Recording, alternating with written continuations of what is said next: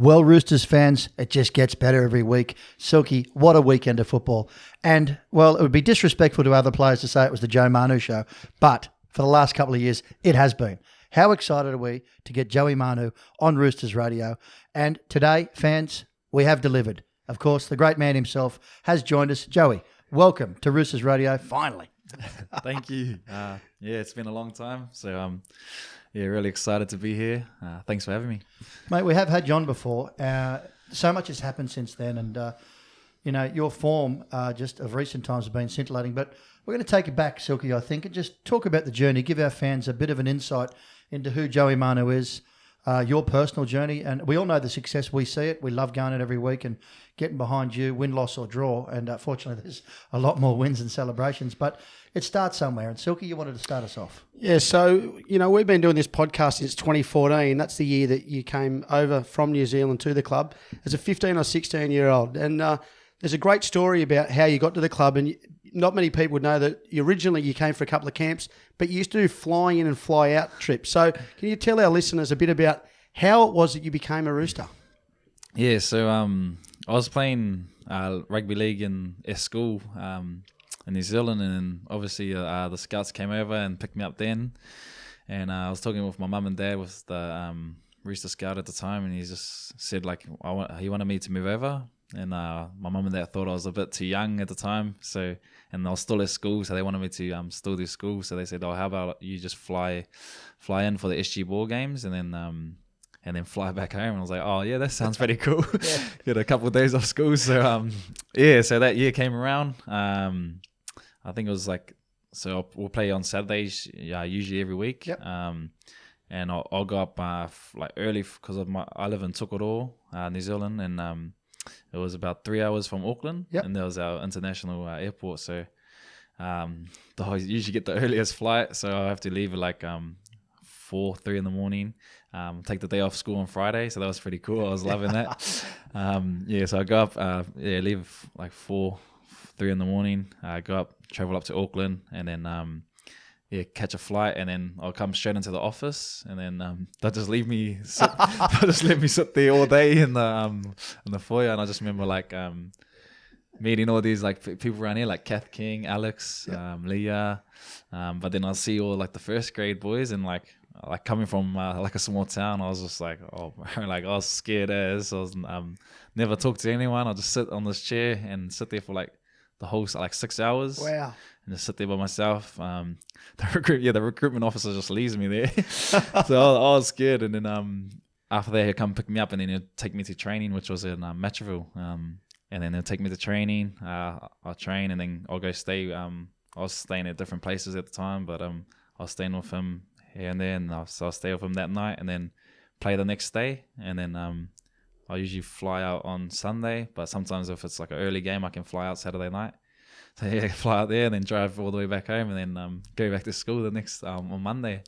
So it was a pretty good weekend. Yeah. It wasn't too long, but it was good. So a lot of talent comes from over in New Zealand, and we've been fortunate enough to have plenty at the Roosters. What did your mates at school and everyone think? I mean, they would have thought, even at that age, that you'd hit the big time. No one knew that you sat in our foyer for 6 hours looking at the first graders, and they don't understand that's the journey. What did your friends think? Yeah, I mean, all my boys sort of thought it was pretty cool. They're like, that's crazy. You get to go play, travel over every weekend. When I didn't really go on much holidays, but whenever you go over to Australia, it was sort of pretty cool. And when I got on those trips, when I was saying you're going over every weekend, everyone's just like, oh wow, that's pretty crazy. Not much kids from there sort of even get on a plane. So it was good for them, and we'll just get back to school, and everyone was just they were pretty buzzing about it, but they all supported me, so yeah, it was good. Mate, you signed a contract and you moved here, Yep. and then back then there was housing for the young players. So talk us through what that was like, because you've uprooted from your village, Yep. your small town, I should say, and then you're coming and moving into the city. No family. Obviously, family's important to you. I remember watching a game when we played the Warriors, and there was about 30 or 40 of your family members there. So what was that like for you?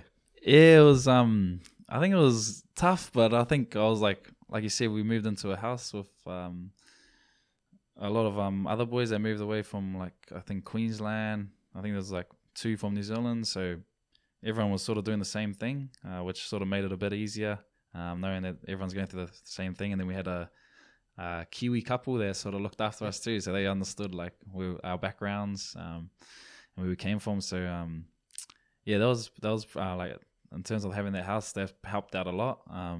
But I mean, yeah, coming from like my town, it's only just over 10,000 people, and I always said that like I didn't know how to catch a bus in there, but I had to start learning how to catch buses and trains. So yeah, it was a big shock coming from a small town, and then we don't have any buildings over 2 stories or 3 stories. So seeing these big buildings and the crazy traffic, it was crazy, but I learned a lot, especially, yes. I had to do it on my own pretty much. So yeah, learned a lot over there. Joey, you played in some pretty special sides, starting at the SG Ball, and you made some great rep sides. You were a junior Kiwi back then.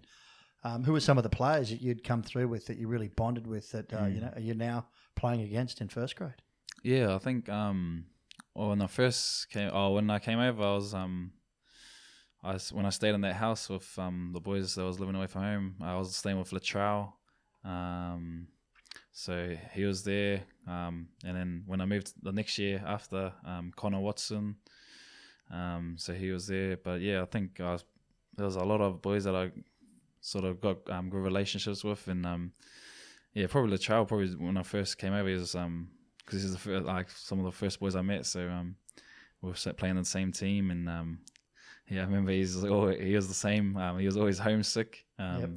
So he was a big family man, and yeah, I just remember that he would always go home on the weekend, and obviously we couldn't go back because it was a flight home. But yeah, he was probably a good friend of mine. Yeah. How important was it for your family? Like, I mean, to let you go. I know you're close with your parents especially, and your extended family and your friends. What did your mum used to say when you'd leave? And, it would be upsetting, I suppose, for her to do it, but exciting at the same time to see that you're on your journey to make such a big name for yourself that you've done. Yeah, it was obviously pretty tough. I think for them, from our town, we didn't really know much about these opportunities. So I didn't really know. I was just coming over here to play rugby league pretty much, and that's something I really enjoyed.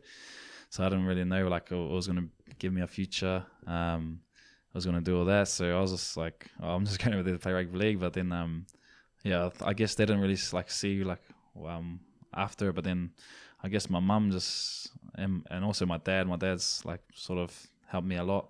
So he's just really saying, yeah, go out there, give it your best, and just see how you go. So they both sort of supported me, and yeah, it was real tough because I've never been away from them until that moment, and yeah, it was good. It was good though. They sort of I sort of had to learn a lot of things on my own, which I'm sort of grateful for. Yeah, but just not having them was pretty hard. Joey, what advice would you give? There's lots of players that are coming through. You're now 24. We all know what's happened. We've all been marvelling at what you've done so far, and there's so much more for you to do. What advice would you give to yourself or another young Joey Manu coming from? Well, even his younger brother, I think there's a younger Manu in the Roosters pathway. So, yeah, what advice have you given him? Have you shared any advice with him yet? Yeah, he was sort of the same. So he got the opportunity to fly in and fly out. But my mum said no. Really? She said, go and live with your brother.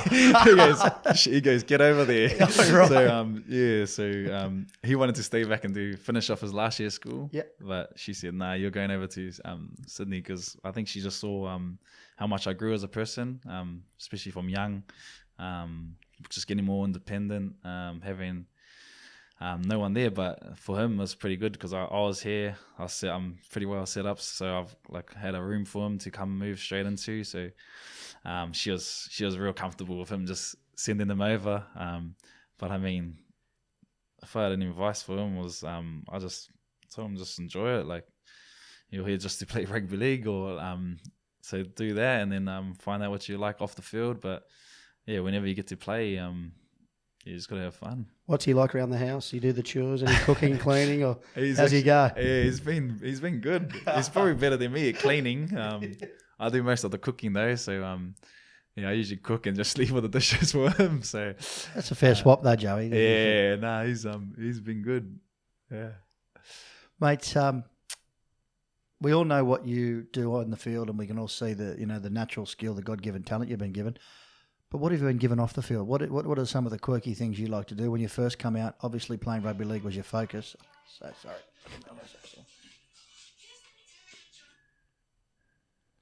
I'll start again, Joe. Good ringtone. That was a great question. That was a great question. Nice one. I'll do it again. Joey, we've always seen what you can do in the field. And, you got a God-given talent. You got great feet and great hands. And, our fans marvel at some of the athleticism of, all of our centres and wingers and even, the older statesmen like the Morris boys. But when you come out here, your focus is rugby league at a young age. But what God-given talents you've been given off the field? Because you seem to be one of those guys that can, pick up a ping-pong bat and all of a sudden, beat the boys. Or I know you like your PlayStation and stuff. What do you like to do to relaxing off the field?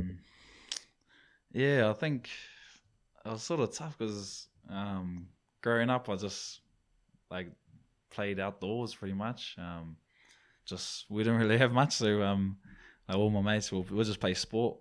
So that was sort of my thing. And then when I got over here, there was I didn't really have any friends, so I just sort of had to find something else to do. And then I guess living in a pretty good area in eastern suburbs and that, so. Just hanging around the beach, just relaxing really, watching movies, playing PlayStation. I don't really have too much to do, but I think anything with sport I sort of love to do, so yeah. Let's talk about the gaming, Joey, because I've seen you set up. I think you put a post of your new 4K screens and you've got the 6 set up. What game are you into? I've been playing a few games, but right now I'm just playing a bit of NBA 2K. It's just been released, right? Yeah, so I'm on that, but some of the boys are into Modern Warfare, so I sort of jump on that whenever the boys are on. I used to be big at Fortnite, but yeah, sort of brushed that and just playing a few sports games and that. Yeah. Joey, as an athlete, and you've achieved, again, we keep saying how much you've achieved so far, but who do you look up to? Who's one of your role models in any chosen sport, around the world or even in the NRL? It's hard. I reckon just the role model for me was probably my dad. Wow.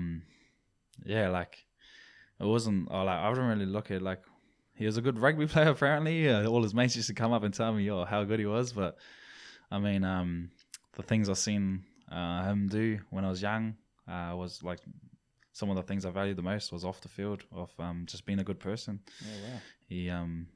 He gives a lot of people his time. So yeah, to see what he was doing in our community, he helped out a lot. He still does. Him and my mum, they go around handing out food packages to people that need it. So yeah, I think probably my mum and dad, and then how hard he sort of trained us. He was real tough. He was actually my school teacher. My mum and dad's school teachers. Yeah.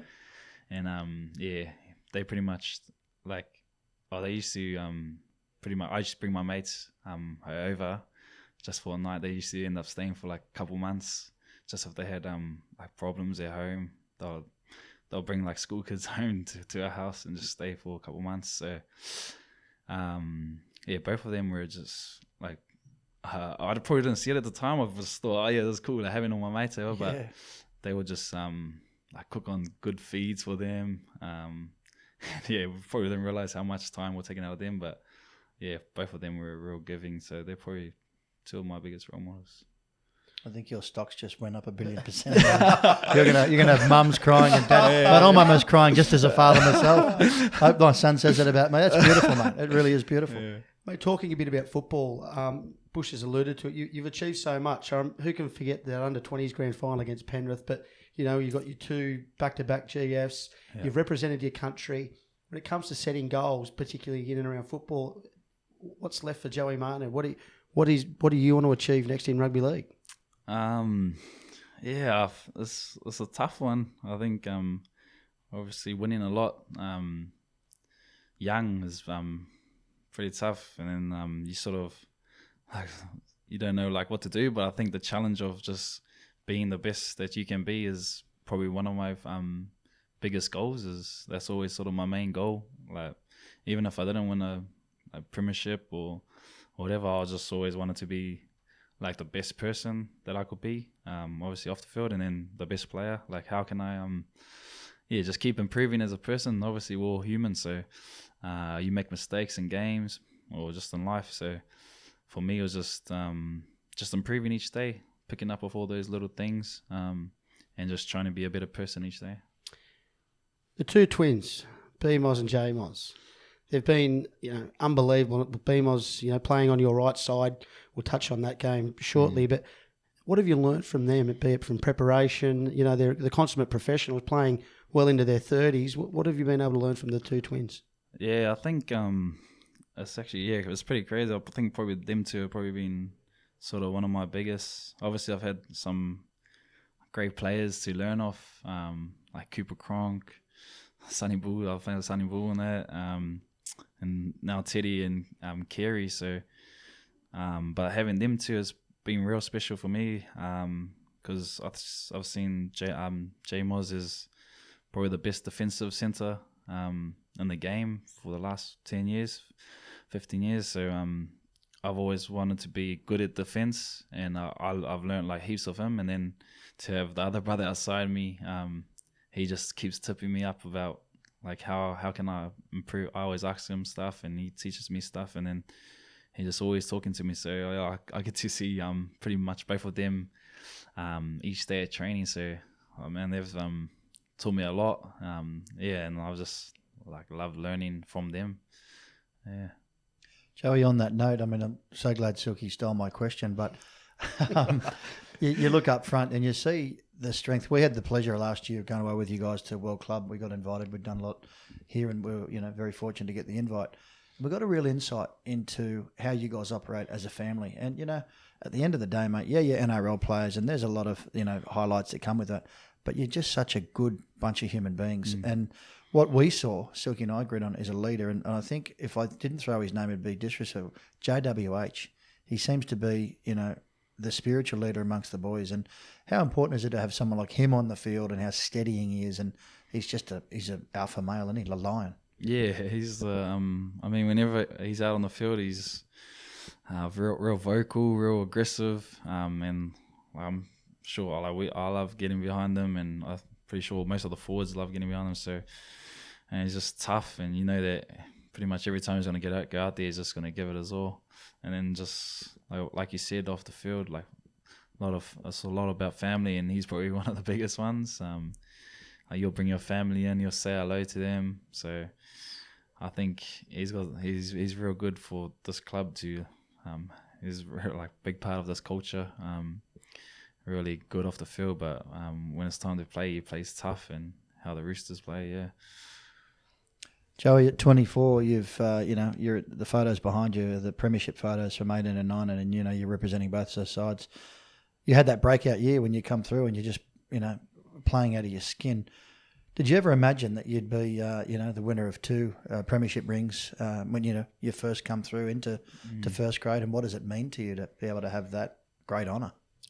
I think when I first came over, I didn't really look at any of this. Even just playing first grade, I just had the opportunity to come over here and play rugby league, and it was something I was enjoying at the time. So I just came over here and just sort of worked hard, and then not everything sort of went my way as young, but I just stuck at it, and then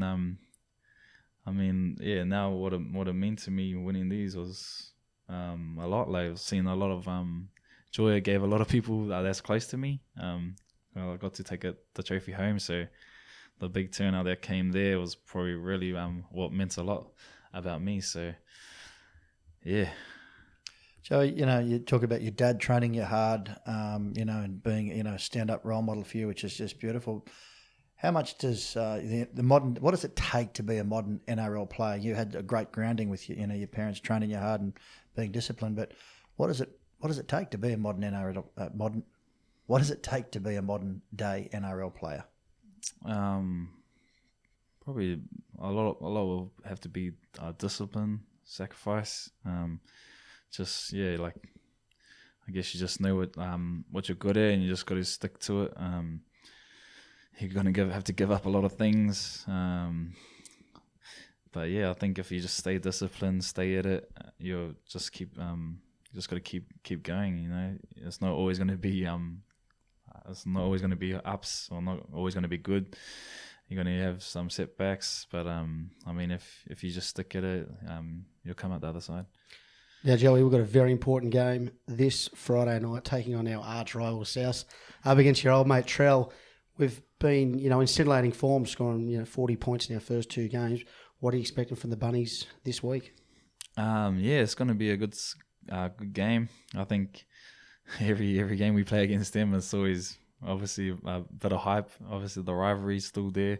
So it's going to be a physical game, I reckon.